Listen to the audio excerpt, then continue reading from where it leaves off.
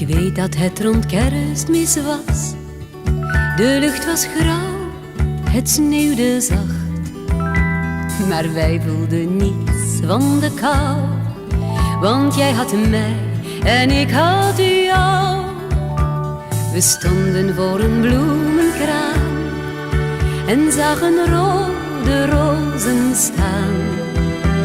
Je koos de mooiste uit voor mij en ik hoor nog altijd hoe je zei: rode rozen in de sneeuw, rozenrood als vuur, die vertellen jou dat ik van je hou. Rode rozen in de sneeuw, rozenrood als vuur, zeggen jou dat ik van je hou.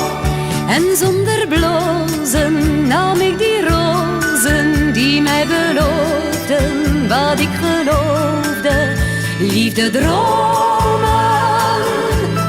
voor ons twee. En jij vertelde wat ze voorspelden met liefde woorden, vurig als rozen, rode rozen in de sneeuw. Jij verdween uit mijn bestaan, de rode rozen zijn vergaan. Maar toch ben jij bij dag en nacht niet weg te denken uit mijn hart. Ik vraag aan de bomen in het woud of jij nog altijd van me houdt.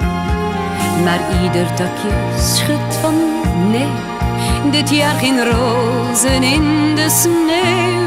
Rode rozen in de sneeuw, rozenrood als vuur,